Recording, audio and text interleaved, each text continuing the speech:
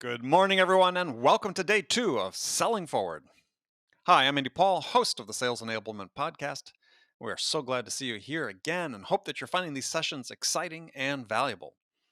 So, we're going to get right back into it today with Ralph Barsi, widely recognized as one of the top speakers in sales and VP of Global Sales at Tray.io. Ralph will help salespeople master their mindset during these challenging times. Now, let's get into it. Hello there. This is Ralph Barsi. I'm the VP of Global Inside Sales at Tray.io in San Francisco. We are a general automation platform in the cloud, and we enable businesses to integrate and automate all the components of their tech stack to drive workflows across the enterprise. A little bit about me, just for some background, color, and context. I've been in sales over 25 years now. Half of my career has been spent as an individual contributor. I've been an account executive overseeing territories and overseeing quotas, of course. And then the latter half of my career has really been spent building and leading sales development organizations. Prior to Tray, I led the global sales development organization at ServiceNow. Prior to that, I was at Achievers and saw that team through its acquisition by Blackhawk Network. And prior to that, I built and led the sales development organization at Inside View. So I've seen a lot. And I think some of these observations could help you move the needle from X to Y in a given time frame. And that concept, by the way, comes from the 4 Disciplines of Execution, which is a fabulous book. So check it out. Here's what we'll talk about probably over the next 25 minutes or so. 90% of what we do is mental. And so what we have to do first is fine tune our mindset. We also have to understand that success doesn't just happen overnight. It is sequential. It takes people their entire careers to see success in their lives and see it on a consistent basis. It also comes from understanding and knowing that little things make the big things happen. It's critical that we communicate like a boss in everything that we do. When we're emailing prospects or partners or referrals, for example, when we're giving presentations like this, whether it's online to a small group, to a large group where you're standing on stage, whether it's internal or external, every word has to earn its right onto your email or onto the page of your LinkedIn post or in your presentation. It's also important to understand that you have to set things in order before there is confusion. If you don't know where it is you're headed, you don't know which way north is, or you're not visualizing success for your day or your week or your quarter or your year, it's going to continue to be an uphill climb. And ultimately, because 90% of what we do is mental, we have to get paid for how we think, how we solve problems, and how we drive results. So we'll talk a little bit about that as well. So let's start with the mindset. The late Jack Welch, he was the CEO of GE. He brought GE to the behemoth that it once was. He once said, to hell with it. We're either going to be number 1 or number 2 in every field we're in, or we're going to be out. And it's pretty plain and simple. I mean, I've been watching the docuseries on ESPN called The Last Dance about Michael Jordan and the Chicago Bulls dynasty of the 90s. And that was the decision they made. It was just to simply be number 1, to live and play and execute with the highest standards. Brian Tracy, who's a really famous author and speaker, he wrote a killer book called Eat That Frog about productivity and time management, really owning your calendar versus the other way around. Brian once said, get serious about your career. Decide today to be a big success in everything you do. And he couldn't be more right. Unless you make that decision to be very successful in what it is that you're doing, you're just not going to be successful. As simple as that is. Jesse Itzler is married to Sarah Blakely. Sarah Blakely is the founder and CEO of Spanx. This is a billionaire couple.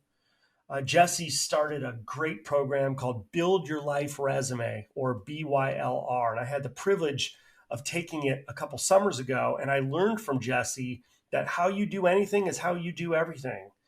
So, how I'm talking to you right now, the slides I've put together, the color palette I've used, and the font I've used, the images I've selected, the books that I'm going to cite and reference in my presentation is how I do everything. Steve Prefontaine was a famous distance runner at the University of Oregon. He once said that to give anything less than your best is to sacrifice the gift. And he was right. And there's a couple ways we could define the gift. The gift could be from within. It's something that you possess. It's a unique strength or gift that you might not be sharing with us. So to give it up and to not give your best is to sacrifice that gift that you were born with. On the flip side, the gift could be just the day that we have today. It's important that all of us continue to develop an attitude of gratitude. You're likely watching and listening to me from a pretty cool MacBook. You may not have even paid for that MacBook. Maybe your company paid for it. Or from your slick iPhone. Don't take that stuff for granted. Some of the great things that you have in your life, as well as the great people that you have in your life that helped get you to where you are today, that you either learned from, or maybe people in your family or close friends that made big sacrifices to help move obstacles out of your path to get you to where you are right now.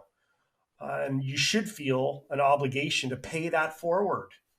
Help others. Maybe there is a nugget of value that I can leave for you today that you can go share with someone else to make their lives better. The late coach, John Wooden, who coached the UCLA Bruins to, I think, 10 consecutive NCAA basketball championships, wrote an awesome book with author Steve Jameson called Wooden on Leadership. It, to this day, sits atop my recommended reads list. In it, Coach Wooden talks about activity, saying that to produce real results must be organized and executed meticulously.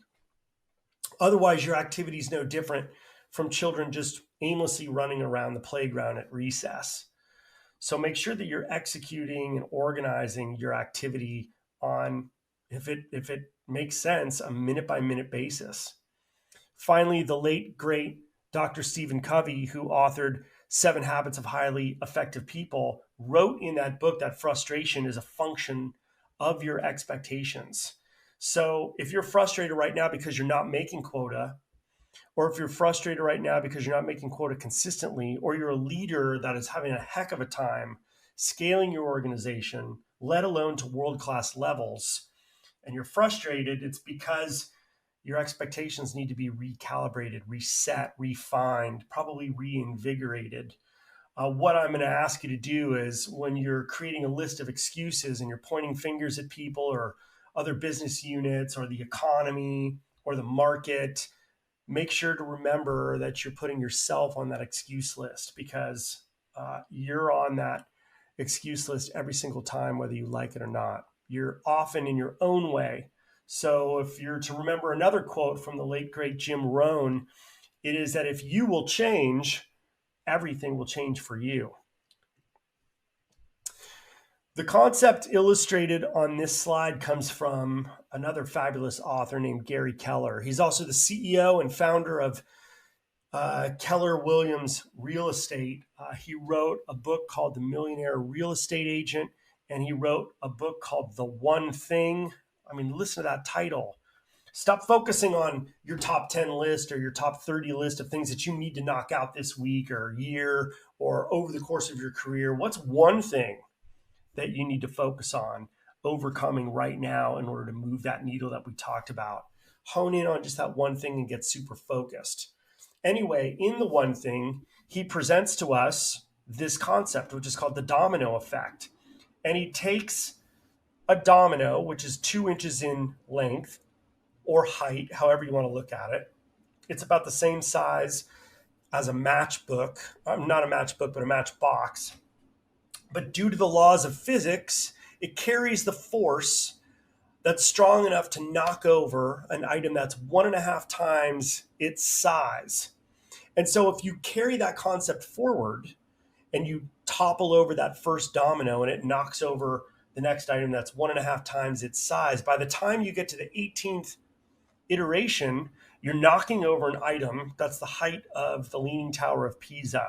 And if you get to the 31st iteration, you're now looming 3,000 feet above Mount Everest, which, by the way, is about 32,000 feet in the sky. And if you get to the 57th iteration, you're almost talking about the distance between the Earth and the moon. And that is what he means by success being sequential. Take a look at your professional brand, for example, or take a look at how well you're building or not your network. Start by joining those LinkedIn groups or those local communities and associations, listening first, then connecting with the people in that group, and then engaging with them. Reaching out to them on LinkedIn to connect with you, but reaching out with a message that's personalized and tailored to them. It's not just this blind invitation. Your personalized invitation could be 1 to 2 lines. Hey, look, Howard, it's great to connect with you here on LinkedIn. I've loved the content that you've been publishing of late. Looking forward to connecting on the phone soon. Boom, that's it. Doing that over and over again and adding little nuggets of value to your network on LinkedIn goes a long way. All of a sudden, you're now gaining knowledge of your industry and your marketplace. You're starting to learn and understand the trends. You're knowing that the problems that your prospects are running into on a case-by-case basis and at large, and you're able to have relevant conversations with your prospects about those problems. You're starting to know the answers to the problems because you're establishing flow in your conversation when you're talking to your prospects and to your marketplace. It's what's driving your daily prospecting. You're doing thorough research before you're making your calls and before you're writing your emails. You're keeping the content and the copy of your messaging about them, not about you, your company, your offering, your company's history. Nobody really cares. They want to know if and how you could solve their problems for them. You want to be seen as a trusted advisor to them. Always follow up and follow through. Don't just say you're going to do something and then not do it. If you're going to broker an introduction, for example, between two people, actually follow up with that email and be very personalized and tailored in that approach as well, and keep it about them. Make sure that over time you're building repeatable, viable pipeline for your business. And as you know, that applies to everybody listening right now. If you're a sales development rep, if you're an account executive, if you're a leader, you too are responsible and accountable for contributing to the revenue pipeline and even the talent pipeline of your organization. Think in terms of systems, think in terms of processes instead of goals so that you can establish that rhythm that I talked about. Leverage the myriad of methodologies that are out there in terms of how to sell, whether it's spin selling, solution selling, Miller Hyman, the challenger sale, value selling, solution centric selling. There's so many different methodologies that are going to help get you to where you need to go and help you master your craft. So stay focused and disciplined, and you'll go a long way, ultimately reaching the top of your game where you're seen as that trusted advisor, where your expertise is actually sought out by the marketplace, by your prospects and customers and peers. What's really important is that you communicate like a boss. I said at the beginning of our talk today, every word has to earn its right onto the page of your LinkedIn post or your email or in your presentation or on your slide. Ultimately, when you're emailing somebody, especially a prospect, you want something from them. You want that first meeting. Ultimately, you want to build a long-lasting business relationship with that prospect. You want them to kind of come into the tent and into the family of your customers. So put that ask up front. Tell them why it is you're even reaching out to them in the first place and what it is you want them to do. Spare them the challenge of having to read through, hopefully not an email that's too long from you, to finally get to the ask for the standard 15 or 20 minute or 30-minute phone call. And instead just put that ask up front. Say, hey, look, I'd love to get you on the phone. I want us to cross paths pretty soon here, whether it's this afternoon or next week or within the next month. Here's why I'm writing to you and why I want to get on that call. Be super specific with your ask and in the copy of your messaging. Otherwise, you're going to end up playing tennis with them. You're going to play email tennis with them, or you're going to play phone tag with them, and it's a big drag and it's a big time suck. And you want to avoid that on both ends because everybody's time is valuable, and you'll be able to, cut through the noise by being very specific. Always pay attention to the details and always make par, just like you're playing golf. So use PAR as an acronym for problems, actions or activities, and then results. And you'll find when you're using that mind map, when you're talking with somebody on the phone, starting with the problem and then talking about the actions that are required to solve that problem and the results that will yield from taking action, you're going to find yourself articulating that message smoothly and clearly when you're on the phone or when you're in email. Sometimes people who are having trouble establishing conversation flow in phone calls have to envision themselves standing on top of an area rug that's kind of split into three. And there's a beginning section, there's a middle section, and there's an end section. And as you're talking to somebody about the problems that you've seen in the marketplace and you've seen perhaps in the way that they might be doing business, of course, you're going to say that tactfully. Let's talk about some potential activities or actions that we can implement today, tomorrow, or next quarter. And then you step into the middle section of your area rug when you're on the phone with somebody. And then you ask a pivot question that helps them start to engineer a vision with you in it of the results that they're going to see by doing business with you and taking those actions. Turn up the level of your energy just a notch. So, for example, the presentation I'm giving right now, I could be really super enthusiastic with you. I could focus your attention on the image to the right of this page that's given to us by Ramit Sethi, where he talks about compelling subject lines, that's going to that will stop your audience cold and force them to keep reading. Their thought should be, tell me more. I want to hear more. Let me get into this email and see what the ask is. Ultimately leading them down a nice, healthy, slippery slope where you keep them captivated throughout the message and you finally have the call to action at the end.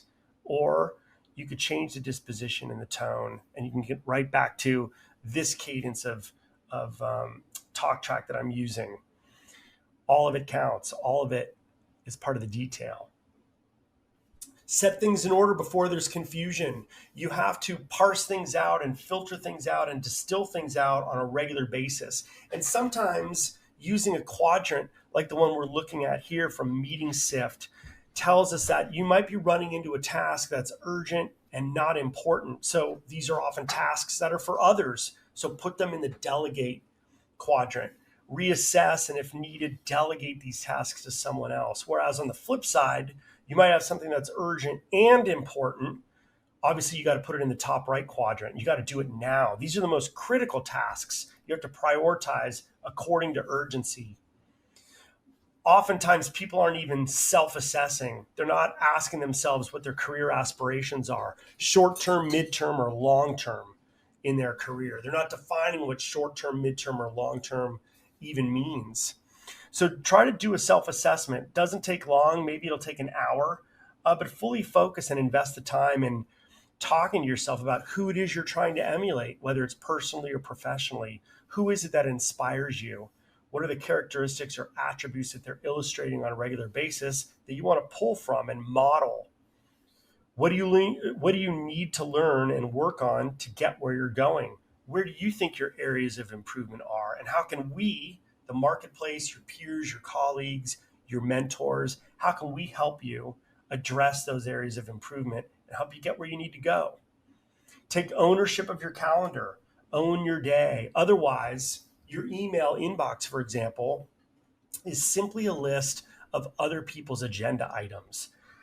I have loved how Tony Hsieh, who's the CEO and founder of Zappos, has handled email. He actually created what he calls a yester box, where he lets all his emails pile up on one given day, and then the next day he takes a look at the list and he knows that he's got a finite amount of messages.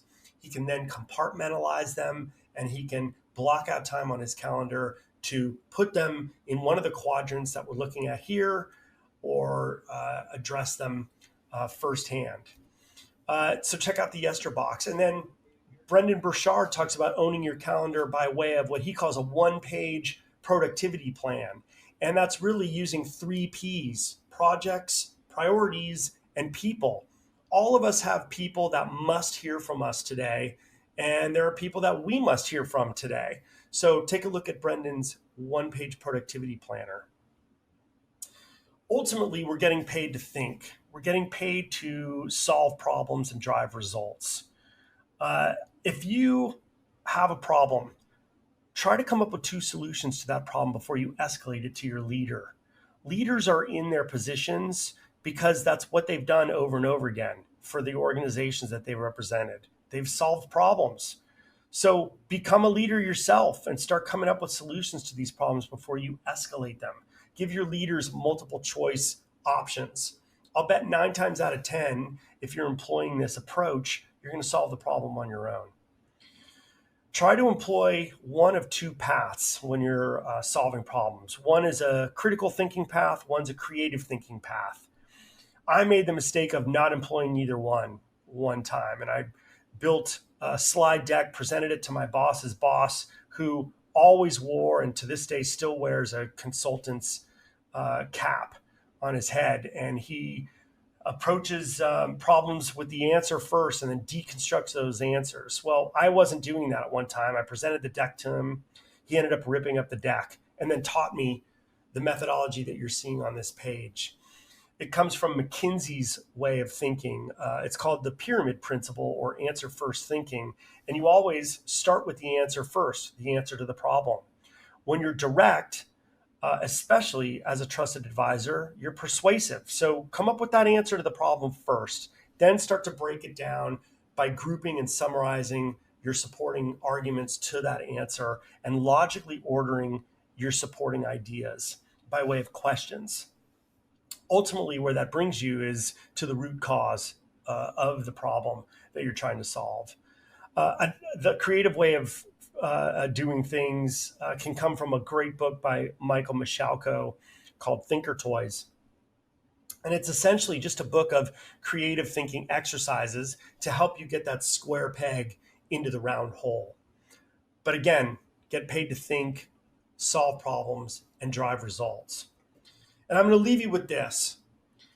This be, know, and do approach comes from the U.S. Army Leadership Manual, which really lays out a framework.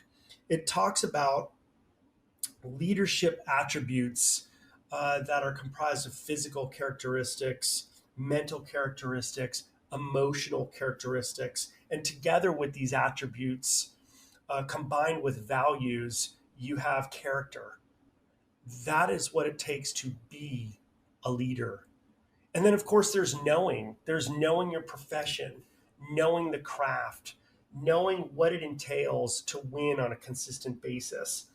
It possesses interpersonal, conceptual, technical, and tactical attributes of leadership. You have to, as a leader, know your people, know your equipment, know your marketplace and your profession. And then finally, you have to execute on all this. That is what the do part means. So when you be, you know, and you do, that's when you're illustrating leadership by example. Again, my name is Ralph Barsi. I'm the VP of Global Inside Sales at Trade.io.